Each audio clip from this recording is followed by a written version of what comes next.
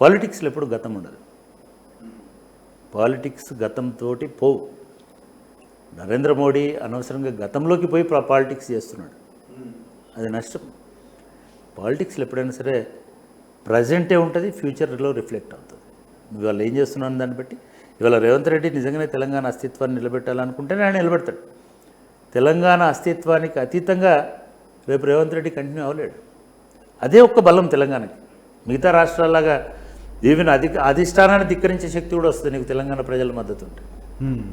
తెలంగాణ ప్రజల మద్దతు, తెలంగాణ ఉద్యమం మద్దతు ఉంటే అది కూడా వస్తుంది. కాబట్టి మీరు అడిగిన దానికి ఆ దశలో బీఆర్ఎస్ అనేటువంటిది లేకపోయి ఉంటాయి, టీఆర్ఎస్ అనేది లేదు. కేసీఆర్ అట్లాగే టీడీపీలో కంటిన్యూ అయి ఉంటే, లేదా ఈ ఆలోచన రాకపోయి ఉంటే డెఫినెట్గా తెలంగాణ అనేటువంటిది వచ్చేది కాదు. నెరవేరని కలగ మిగిలిపోయేది అంతే.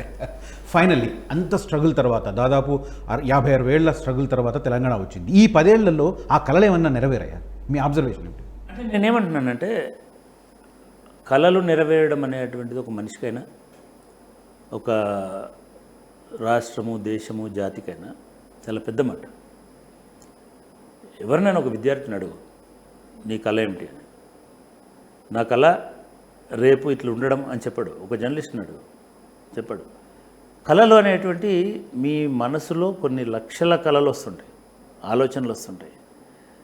తెలంగాణ అనేటువంటి అస్తిత్వం నెరవేరింది అనేది ఒక బలమైన కళ అని నేను అనుకుంటాను. తెలంగాణ అనేది అంటే కళ అని ఎందుకంటే అన్నారు మీరు, చాలామంది మనం రొటీన్గా వాడుతున్నాం జర్నలిస్టులం. కళ అంటే నిజం గాంధీ కొన్ని ఆకాంక్ష. నేనేమంటున్నానంటే తెలంగాణ కళ సాకారమైందంటున్నా, నెరవేరనిది అయినప్పటికీ కూడా నెరవేరింది. కాబట్టి తెలంగాణ కళ నిజమైంది. కాబట్టి అది ఒక గొప్ప విజయం. ఈ 10 ఏళ్ళు కాదు, ఇంకో 100 ఏళ్ళు సెలబ్రేట్ చేసుకోవడానికి అదొకటి చాలని నేను అనుకుంటున్నాను. నెంబర్ 1. నెంబర్ 2, ప్రజల్లో అసంతృప్తి ఉందా, తిరుగుబాటు ఉందా? మీరు ఒకటి గమనించండి. భారతదేశానికి 1950లో సొంత ప్రభుత్వం వచ్చింది. 40 ఏళ్ళ స్వాతంత్రం వచ్చిన 50స్లో రాజ్యాంగం వచ్చి 60s కల్లా తిరుగుబాట్లు వచ్చినాయి. 60s కల్లా భారతదేశం ముక్కలయ్యే పరిస్థితి వచ్చింది. నార్త్ ఈస్ట్ ఒకవైపు పోయింది, కాశ్మీర్లో ఇంకొక అలజడి స్టార్ట్ అయింది, పంజాబ్లో ఇంకొక అస్తిత్వం స్టార్ట్ అయింది, సౌత్ మేము ద్రవిడనాడు అని అప్పటి నుంచే అంతకుముందు నుంచే మొదలుపెట్టినారు. కాంగ్రెస్లోనే పెద్ద తిరుగుబాటు వచ్చింది సౌత్లో. అసలు మొత్తం ముక్కలైపోయింది. ఏదో సర్దుకుంటూ వచ్చినారు, మళ్ళీ ఏదో చేసినారు, సముదాయించినారు, ఇంకొకటి చేసినారు. 70లో ఏమైందండి? పెద్ద రెవల్యూషన్స్ వచ్చినాయి. నక్సల్బరీ వచ్చింది, ట్రైబల్ రివోల్ట్స్ జరిగినాయి, రైతుల రివోల్ట్స్ జరిగినాయి. అసలు మాకు తృప్తి కలగలేదు, స్వాతంత్రం కాదు అనేటువంటి దశకు వచ్చినారు. చివరికి అతి కర్కశంగా, నియంతృత్వంగా ఎమర్జెన్సీ పెట్టాల్సినటువంటి పరిస్థితి వచ్చింది. అంటే ఎప్పుడైనా సరే యాస్పిరేషన్స్ ఎక్కువ అవుతున్నటువంటి కాలంలో స్థిరమైనటువంటి పాలన ఉండదు. స్థిరమైనటువంటిది అంటే అన్ని కళలను నెరవేర్చడం సాధ్యం కాదు. మనం ఏమనుకున్నాం అంటే, ఒక ఉద్యమం అనేది ఒక హోప్ క్రియేట్ చేస్తుంది. ఉద్యమకారుడు కేసీఆర్ ఏం చేసినాడు? ఒక సముద్రం ముందట నిలబడ్డాడు. మొత్తం తీసుకొచ్చేస్తే ఈ సముద్రాన్ని అంతా నేనే నడిపిస్తున్న సముద్రాన్ని అని చెప్పినాడు. నిజానికి యుద్ధ వీరుడికి అది అవసరం. సైన్యంలో లోపాలున్నా, లొసుగులున్నా, ఎవడు వెనకలేకపోయినా అవతలోడికి చూపించడానికి నేను చాలా బలవంతుడని చెప్పేటువంటి ప్రయత్నం అయితే చేసిన. దీన్ని పూర్తిగా నమ్మినారు తెలంగాణ యువకులు, తెలంగాణ ఉద్యమకారులు. అసలు ఇక తెలంగాణ వస్తే రేపటి నుంచి ఏ సమస్య ఉండదు, అంత ఎట్లాగైతే విప్లవం వస్తే ఏమీ ఉండదని చెప్పినారు. అట్లా నమ్మకంగా ఆ నమ్మకం ఉద్యమం కల్పించింది. కాబట్టి తెలంగాణ సాధ్యమైంది. దాన్ని మనం తిరగజేయడానికి లేదు. ఈ నమ్మకం అబద్ధమని అర్థం కావడానికి 10 సంవత్సరాలు పట్టింది. ఎప్పుడైనా ఏ ఉద్యమం, చైనాలో లాంగ్ మార్చ్ వచ్చిందండి. చైనా అనేది ఒక కంప్లీట్ విప్లవం రివర్స్ చేసి ఒక కొత్త ప్రజాప్రభుత్వం వచ్చింది. కానీ మావో సెట్టింగ్ పోయిన తర్వాత, జియోపింగ్ వచ్చిన తర్వాత మళ్ళీ అనేక ఉద్యమాలు. అప్పుడు ఏమైంది? ఒక నియంతృత్వ రాజ్యంగా తయారైంది చైనా. కమ్యూనిస్ట్ నియంతృత్వంలోకి వెళ్ళిపోయింది. అంటే ప్రజా ఉద్యమం కదా, ప్రజాప్రభుత్వం కదా. అంటే పాలకుడు అట్లా తయారవుతాడు.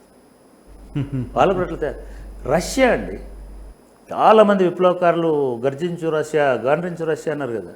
ఇవాళ పుతిన్ అనేటువంటి నియంతృత్వానికి ప్రతిరూపం అని చెప్తున్నా. మరి పుతిన్ కమ్యూనిస్ట్ కాదా బై బర్త్?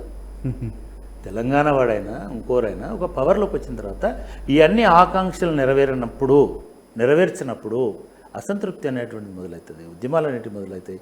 ఇవన్నీ ఇంకా నయం కేసీఆర్ గారికి 10 సంవత్సరాలు పట్టింది. అంటే ఒక భారతదేశము 40స్లో అసంతృప్తిని ఎదుర్కోవడానికి ఎన్ని సంవత్సరాలు పట్టిందో ఇప్పుడున్న కంప్యూటర్ కాలంలో కూడా, డిజిటల్ యుగంలో కూడా అంతే టైం పట్టింది.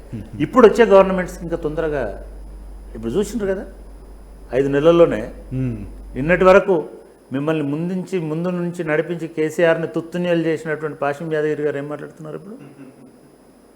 మిమ్మల్ని మొత్తము ఒంటి చేతితోటి నడిపించి కేసీఆర్ని ఎక్కడికక్కడ చెండాడినటువంటి ఇన్నారెడ్డి గారు ఏం మాట్లాడుతున్నారు? ఇంకో 4 రోజులు పోతే మేధావులందరూ ఏం మాట్లాడతారు? ఎందుకంటే తెలంగాణ మేధావికి ఉండే గౌరవం, నేను 2 రకాలుగా ఉన్నా కాబట్టి చెప్తున్నాను. నేను ఒక రాజ్యాంగ సంస్థలో ఉన్నాను, నిజానికి మీరు అన్నారు కాబట్టి అది కూడా చెప్పాలి. ఉద్యమంలో ఉన్నాము, ఉద్యమంలో కూడా ఏ పార్టీకి అనుకూలంగా లేకుండా మీరు చెప్పినట్టుగా నేను ఒక మీడియాలోనే ఒక 10 సంవత్సరాలు ఉన్నాను.